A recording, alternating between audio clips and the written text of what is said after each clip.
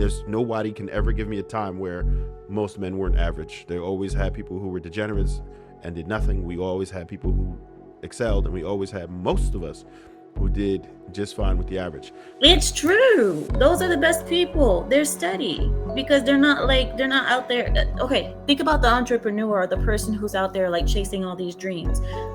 Most people fail. So even the person who has stars in their eyes and they're always trying to get out there and grab, a lot of times you're dealing with a lot of failure.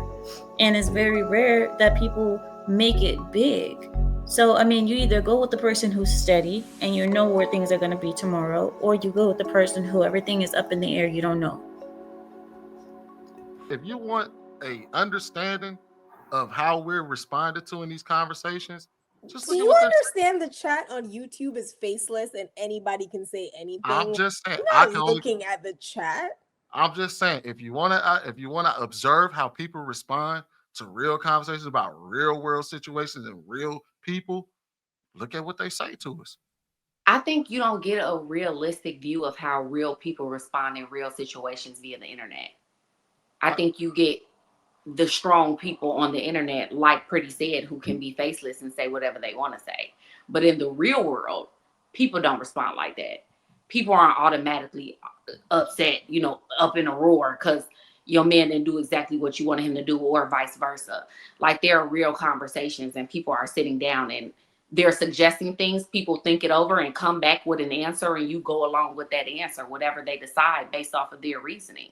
I think that's reality. And unfortunately, because of social media and the internet and everything, none of us live in reality anymore. We're all geared on this conversation that people have on social media, which is, highly pushed so that a certain narrative can be out there as that's what society goes by. Clearly we don't, right? Because even as Trev stated, most average women date average men. So we're dating the man who makes $40,000 for that.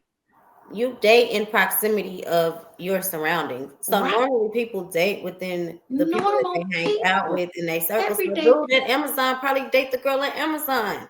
So like, why are we even having these weird conversations? And it's kind of like, I think Pretty said it earlier, like, you can't base this panel on your personal experiences or the people that you deal with in your small community, because in reality, I know a lot of women, and ain't none of my friends like, oh, I ain't talking to him because he work at Amazon. Like, ain't nobody said that to me, right?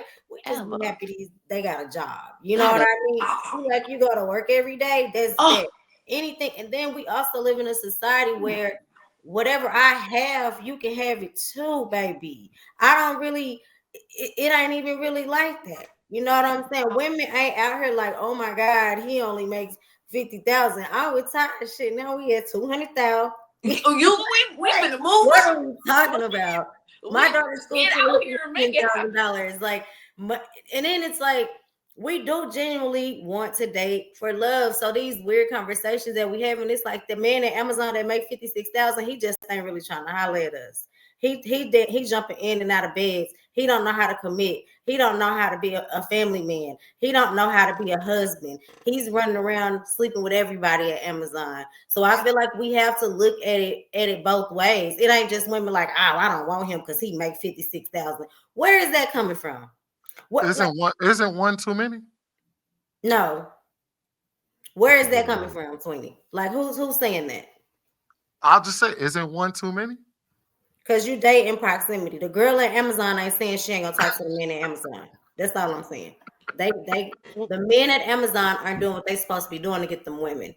The people in the chat, I sometimes look at the chat, or I look at the comments on videos, because these are the people who, when they listen to us talk, we're not going to be able to change each other's minds. Like me talking to Aisha or Ty or JR or Marcus, we're not going to be able to change each other's minds as we're having our conversations, because each one of us is bringing our perspective and we're bringing it hard. We're not really open to getting our mind changed on the panel. When we talk, it's mostly for the audience to make a decision on what they see from different perspectives on the panel. They make their decisions a lot of times looking at what we're saying and hearing us out. I always felt that when you're on a panel, you can't change the person that you're talking to, but the audience is making their own decisions and having their own viewpoints sometimes change or reflected through us. The other thing was when you talk about the man who was at the Amazon, these are like, and we call it in Arabic, we call it like the steady train.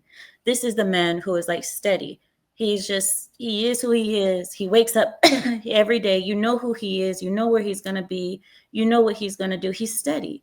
He doesn't like to fall down, but he doesn't need to move up too much. He doesn't have to speed up the train. He doesn't have to. He's steady. And these are the best men. These are the best type of people, the best type of guys. Sweeney, stop laughing. It's not funny. It's true. Those are the best people. They're steady because they're not out there. Okay, think about the entrepreneur or the person who's out there like chasing all these dreams.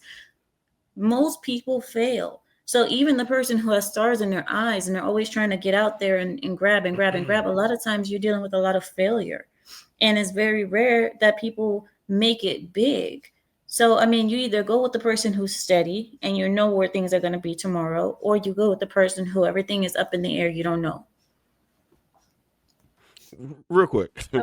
I think it's shameful to discredit the chat. And surely we get some really shitty takes. Somebody just said me and Sweeney were comfortable at the bottom. Pause. They obviously don't know a thing about me, right? So we do get some shitty takes. But for the most part, it's people... You got to think about this. Would you more so give a realistic take if you're not held accountable for your actions? Like when you look and you see something that you saw was racist online, or if you saw somebody say something racist on there, right? When there's no holds barred, no rules, you'll believe a person is racist when they're in the chat, right? We believe that what we want to believe. What I'm saying is that if you're able to be behind an avatar and you're not held accountable for what you say, it is going to sometimes give you trolls, but for the most part, people are truthful there because they could say what they want without having to be accountable. Outside of the trolls, I think people are giving their honest opinions, and we shouldn't discredit it. So I would say that. And as far as the whole, I mean, I don't know. I don't know how I could beat that into your heads anymore as far as like what it is that men feel about it. And I get it. It's just kind of like Bo's argument here when she explains to us that we don't really want to hear, we don't listen to women. I think this is an absolute instance where women are not listening to what men are. And again, anybody who crosses my path, I absolutely encourage men to strive for the best, but I'm just going by what's always happened forever. Like there's nobody can ever give me a time where most men weren't average. They always had people who were degenerates and did nothing. We always had people who excelled, and we always had most of us who did just fine with the average. But to address Aisha, right? I just want to say this. I've interviewed a couple hundred women already. I talked to women in what I was doing for a while. I've been in a lot of households, probably like 35,000, right? So I'm going to just tell you, I could see what kind of happens within households, how people interact. And what I've seen, and especially young women, I don't think that women who are long in the tooth have the same mentality as a woman who's like 20, right? And these women are coming up with different attitudes. They are having unrealistic requirements because their vision of what life is different. We saw things for real. We had to be outside, right? A lot of them don't have to be outside. You have the surge of dating apps. You have even in clubs, it's just weird. You see people interact differently. It's weird. It's not the same, right? Our interactions are different. We don't know how to be social. And the perception of reality to young people is different. We have to understand that they do nothing but, I've looked at the hours of what people spend by age on social media, and it's ridiculous when they're young, right? So what they're getting to witness is people's highlight reel. Me personally, I'm guilty of it. I usually post content, right? But I don't ever post anything bad, right? People aren't posting those pink envelopes that are past due. I never really see it, right? Unless they begging for a GoFundMe, and that's rare. Most of what people post on a regular basis, people who aren't content creators, they post a highlight reel. Most people don't say, oh, I fucked up today. Oh man, I just got an F on this test. I don't see people posting stuff like that. They're posting a highlight reel. They're posting when they got a new car. They post when they rent a car. They post when they rent a watch. right? So what they're doing is showing you that these things exist. With the dating apps, it's a complete sausage fest, right? Way too many men, not enough women. When women go on dating apps, they have hundreds versus maybe a few hits for a dude. So they feel like there's an abundance of men. But what it is they keep cycling over and over the same guys, right? Cycling over the same guys. So the perception is absolutely different. And that's why when women see that these things exist and they see that they have access to these men, because these men will gladly, these men at the top will gladly date all of you at the same damn time. When they see they have access to it, it's very difficult for them to get that. You done had a guy that was like 6'7", 6'8". He made all this bread and everything else. And then he might have pumped and dumped you. You might have just thought he was an a-hole, but okay, I got another one on my list. But he's going to do the same damn thing. And then you just feel like, okay, men are trash. But the average guy who probably more than likely would have cherished you, he not even on your radar. And this is real. I'm telling you, it's real. And people are not understanding how serious that actually is, that most men are not, they don't have that much access to women. Your average guy is not getting it like that. I was gonna say, even in the Amazon situation, Can all the can dudes I ain't getting quickly ads respond? on Amazon. There's one dude running through all the women at Everybody, right? It'd be